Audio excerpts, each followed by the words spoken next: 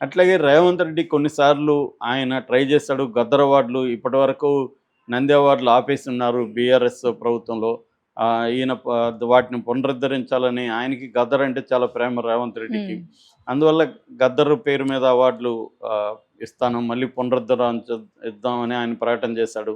సరే దాన్ని గద్దర్ పేరు పెట్టడం వాళ్ళకి నచ్చకపోవచ్చు. కానీ అవును సార్. హ్మ్. ఆయనతో మాట్లాడాలి, ఆయనతో కలవాలి. సార్ హ్మ్. గద్దర్ పేరు మాకు ఇబ్బందిగా ఉందని మాట్లాడాలి. ఏదో ఒకటి చేయాలి కానీ నెగ్లెక్ట్ చేశారు, పట్టించుకోలేదు. హ్మ్. అట్లాగే ఈయన ఇంకొన్ని సార్లు ట్రై చేశాడు ఇండస్ట్రీని. ఫర్ ఎగ్జాంపుల్ డ్రగ్స్ హ్మ్. టైంలో డ్రగ్స్ యాంటీగా మీరు క్యాంపెయిన్లు చేయండి, ప్రజల్లో అవేర్నెస్ పెంచండి అని అడిగాడు. ఎవరు ముందుకు రాలేదు. ఇలాగ అంటే వ్యక్తిగతంగాను తను సీఎం అయినప్పుడు ఎవరు వచ్చి అభినందించలేదు. ప్రభుత్వ పరంగా కూడా సినిమా ఇండస్ట్రీ నుంచి ఏ రకమైన ఆహ్, తోడ్పాటు కానీ, కోఆపరేషన్ కానీ చేయలేదు. హ్మ్. దాంతో ఈయనకి ఒక రకంగా కోపమైతే ఉంది. అది అక్కడక్కడ ప్రదర్శిస్తా కూడా వచ్చాడు. మనకి జగన్ దీంట్లో కూడా ఇదే కనపడుతుంది. జగన్‌ని కూడా ఎవరు పోయి అభినందించి ఆయనతో మాట్లాడలేదు హ్మ్. సీఎం అయినాక.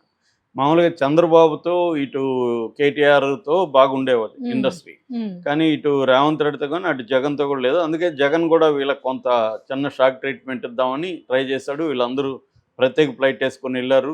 జగన్ ఈగో సాటిస్ఫై అయింది. తర్వాత ఏవో పరిష్కారం అయినాయి. హ్మ్. ఇక్కడ కూడా రేవంత్ రెడ్డి అదే చేసినట్టుగా అందరూ ఇప్పుడు అనుకుంటున్నారు. అవును సార్. ఎందుకంటే అల్లు అర్జున్ విషయంలో, అంతకుముందు నాగార్జున విషయంలో రేవంత్ రెడ్డి చాలా హార్ష్‌గా ప్రవర్తించాడు అనేది ఎక్కువ మంది అభిప్రాయం. నాగార్జున విషయంలో ఫస్ట్ ప్రవర్తించినప్పుడు కన్వెన్షన్ కూల్చివేసినప్పుడు ఆయనకి పేరొచ్చింది, మంచి పేరు హ్మ్. రేవంత్ రెడ్డికి. కానీ ఆయన అక్కడితో ఆగిపోయాడు. వేరే వాళ్ళది ఎవరిది చేయలేదు. పెద్దవాళ్ళది ఎవరిది హైడ్రా వెళ్ళలేదు. పేదల మీదకి, మిడిల్ క్లాస్ మీదకెళ్ళింది. దాంతో కావాలనే నాగార్జున మీద ఈయనేదో కక్ష పెట్టుకొని చేశాడు అనేదొచ్చింది. దాని తర్వాత ఆమె ఆహ్, కొండా సురేఖ హ్మ్. తీవ్రమైన కామెంట్స్ చేయడం, దాన్ని ఈయన ఖండించకపోవడం. సో, అలా ఒక్కొక్క పరిణామమే రేవంత్ రెడ్డి ప్రభుత్వానికి, సినిమా ఇండస్ట్రీ మధ్య హ్మ్. గ్యాప్‌ని పెంచుకుంటూ వచ్చి, ఇది అల్లు అర్జున్ విషయంలో పీక్కెళ్ళిపోయింది. ఈయన అసెంబ్లీలో గర్జించాడు, ఇండస్ట్రీనంతా విమర్శించాడు. అతనికేమన్నా కళ్ళు పోయిందా? కాళ్ళు పోయిందా? హ్మ్. అతని దగ్గరికి ఎందుకు క్యూ కట్టారు? తల్లి చనిపోయి బాబు దీంట్లో ఐసీయూలో ఉంటే అక్కడికెందుకు వెళ్ళలేదు? ఇవన్నీ ఆయన ఆగ్రహంగా మాట్లాడాడు. అవును సార్. సో, దాని తర్వాత అల్లు అర్జున్‌ని సీరియస్‌గా పోలీసులు గావచ్చు, ప్రభుత్వం గావచ్చు, అల్లు అర్జున్ దోషిలాగా నిలబడ్డానికి గూడా తీవ్రంగా శ్రమించారు. రకరకాల పద్ధతులు చేశారు. ఒక తీవ్ర ఒత్తిడికి సినిమా ఇండస్ట్రీని, ముఖ్యంగా అల్లు అర్జున్‌ని సినిమా ఇండస్ట్రీని గురి చేశారు. సో, సడెన్‌గా రేవంత్ రెడ్డి అసెంబ్లీలో ఇక మీదట స్పెషల్ షో ఉండవు, బెనిఫిట్ షోలు ఉండవు, ఎక్కువ రేట్లు పెంచుకోవడానికి అనుమతి ఇవ్వను, నేను ముఖ్యమంత్రిగా ఉన్నంత వరకు ప్రకటించారు. హ్మ్. అది సో, ఇదంతా చూసి మిగతా పబ్లిక్ గాని, ఇక్కడ తెలంగాణలో ఉండే కొంతమంది కాంగ్రెస్ నాయకులు గాని, మిగతా వాళ్ళంతా కూడా ప్రతిపక్షాలు తప్ప, ఒక బీజేపీ, బీఆర్ఎస్ మాత్రమే సినిమా ఇండస్ట్రీ వైపు. అది కూడా వాళ్ళు యాక్టివ్‌గా నిలబడలేదు గానీ, కొంతవరకు నిలబడ్డారు తప్ప, మిగతా పబ్లిక్ అంతా కూడా ఎక్కువ మంది తెలంగాణ వాళ్ళు ఉన్నవాళ్ళు, వీళ్ళు ఆంధ్ర వాళ్ళు ఆంధ్రాకెళ్ళిపోండి అని ఒక రకంగా సినిమా ఇండస్ట్రీకి వెర్సస్ తెలంగాణ అన్న ఒక నెరేటివ్‌ని అవును సార్. బిల్డప్ చేయడంలో రేవంత్ రెడ్డి పాత్ర కూడా ఉంది, హ్మ్. ప్రభుత్వ పాత్ర. హ్మ్. సో, ఈ కాంటెక్స్‌లో సడెన్‌గా 'దిల్ రాజు' రంగంలో దిగడం, పోయి మాట్లాడడం, తర్వాత అల్లు అరవింద్, తర్వాత సుకుమారు, మైత్రి మూవీస్ కలిసి 2,00,00,000 డబ్బులు అప్పటి వరకు హ్మ్. 10,00,000 ఇచ్చారు. సడెన్‌గా 'దిల్ రాజు' రంగంలోకి దిగ్గానే 2,00,00,000 ఇవ్వడం. 2,00,00,000 అనేది నాకు తెలిసి ఇండియాలో ఇటువంటి సంఘటన జరిగినప్పుడు ఇప్పటివరకు ఎవరు ఇవ్వలేదు 2,00,00,000. ఓహ్! అనేక హ్మ్. మంది స్టాంపీడ్‌లో చనిపోయినారు. బాబాల వల్ల హ్మ్. చనిపోయారు. హ్మ్. పొలిటీషియన్‌లు చనిపోయారు. సినిమా హీరోల వల్ల చనిపోయారు. ఎప్పుడు ఎవరు గూడా 2,00,00,000 అమౌంట్ అనేది ఎప్పుడు చరిత్రలో ఇప్పటివరకు హ్మ్. ఎవరికీ ఇవ్వలేదు. ఎవరిని గూడా అరెస్ట్‌లు గూడా చేయలేదు. కానీ ఇది రేవంత్ రెడ్డి ఎక్స్‌ట్రీమ్‌కెళ్ళి అరెస్ట్‌లు చేయడం, దోషిగా నిలబెట్టడానికి ట్రై చేయడం. దీనివల్ల నేషనల్ మీడియా అంతా కూడా రేవంత్ రెడ్డికి యాంటీగా, కాంగ్రెస్ హ్మ్. యాంటీగా మాట్లాడడం. దీంతో 'దిల్ రాజు' రంగం లేదు గానీ ఒక్కసారిగా పిక్చర్ మారిపోయింది. అల్లు అర్జున్ పోయి విచారణకు పిలిపిచ్చారు. అక్కడి నుంచి ఇంకా కంప్లీట్‌గా మారిపోయింది.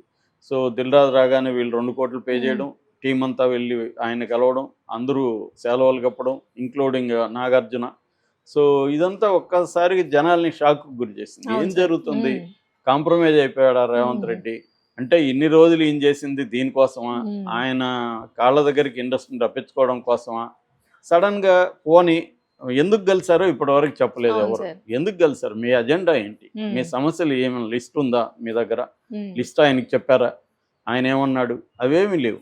బయటకొచ్చి వీళ్ళు ఏదేదో విచిత్రమైన మాటలు మాట్లాడుతాను. ఇంటర్నేషనల్ స్థాయికి తీసుకెళ్తారంట. ఎలా తీసుకెళ్తారు? ఏమన్నా ఉందా బ్లూ ప్రింట్? అట్లాగే హాలీవుడ్ సినిమాలకి ఇక్కడ షూటింగ్‌కి ఏర్పాటు చేస్తారు. ఎలా ఏర్పాటు చేస్తారు? ఏమన్నా ఉందా బ్లూ ప్రింట్? ఏమీ లేదు. ఇట్లాంటి వేగ్గా మాట్లాడుతున్నారంటేనే అర్థమైపోతుంది. సో, నిజానికి 'దిల్ రాజు'కి 3 సినిమాలు సంక్రాంతికి ఉన్నాయి. ఆయనకున్న పెద్ద టెన్షన్ ఏంటి? అందరికీ తెలుసది. కానీ అది ఆయన చిన్న సమస్య అంటున్నారు. పోనీ దీనికంటే పెద్ద సమస్యలు ఏమున్నాయి మీ దగ్గర? ఏం చెప్పారు? ఏమన్నా ఉందా? ఏం లేదు. అంటే కేవలం ఆయన ఇండస్ట్రీని పిలిపించుకొని మీరు నన్ను పట్టించుకోరా, నేను పట్టించుకునేట్టుగా చేస్తాను అని చేశాడా అన్న డౌట్ అయితే అందరికీ వచ్చింది. సో దీన్ని ఈ డౌట్ రావడానికి ఇటు సినిమా ఇండస్ట్రీ, ఇటు రేవంత్ రెడ్డి ప్రభుత్వం ఇద్దరు కారణమే. ఎందుకంటే అంతకుముందు ఇప్పుడు నేషనల్ మీడియా కూడా దీన్ని తర్వాత కవర్ చేసింది నేషనల్ మీడియా. ఎందుకంటే ఈయన మాట్లాడేటప్పుడు కూడా వీళ్ళకేం హామీలు లేదు, పైగా ఏ రకమైన సమస్య వీళ్ళు చెప్పలేదు, ఆయనకి చెప్పే పరిస్థితి కూడా లేదు. ఓన్లీ శాలువాలు కప్పి మాట్లాడి ప్రభుత్వంతో మేము బాగున్నాం అనేది బయట వచ్చి చెప్తున్నారు తప్ప ప్రభుత్వాన్ని ఏమి అడిగారు, ప్రభుత్వం ఏమిచ్చింది, లేకపోతే అల్లు అర్జున్ విషయంలో ప్రభుత్వం ఏమైనా మాట్లాడిందా? ఎందుకంటే అది మాట్లాడుతుందని అందరూ అనుకున్నారు. అదేం మాట్లాడలేదని బయట చెప్తున్నారు. అల్లు అర్జున్ది ఏం మాట్లాడలేదు. జనరల్గా ఇక మీదట ఏ ప్రోగ్రామ్ చేసినా హీరోదే బాధ్యత అని చెప్పాడు. అది కూడా విచిత్రంగా ఉంది. హీరో ఎలా కంట్రోల్ చేస్తాడు క్రౌడ్స్ని? కంట్రోల్ చేయాల్సింది పోలీసులు కదా. హీరో ఎలా కంట్రోల్ చేస్తాడు?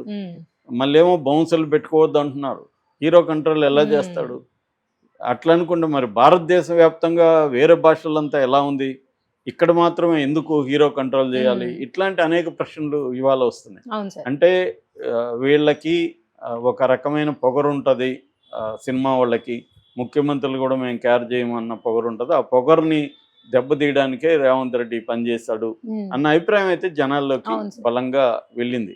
ఎందుకంటే సడన్గా ఇప్పుడు వెళ్ళి కలవడం ఏంటి?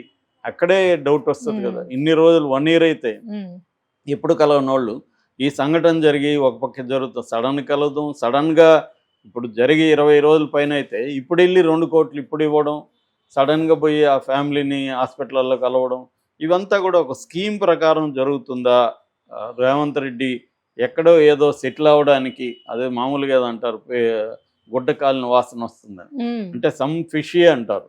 అలాంటి సంథింగ్ ఫిషీగా ఉన్నట్టుగా అయితే జనాలు మాట్లాడుకుంటున్నారు సోషల్ మీడియా కానీ బయట కానీ.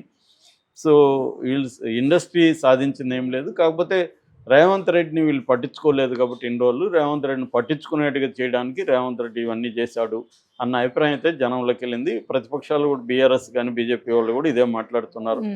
నిన్న కూడా బీజేపీకి సంబంధించిన ఆమె మాధవీలత అని ఆమె చాలా ప్రశ్నలు అడిగింది. అవన్నీ కూడా లాజికల్గానే ఉన్నాయి ఆమె అడిగిన ప్రశ్నలు.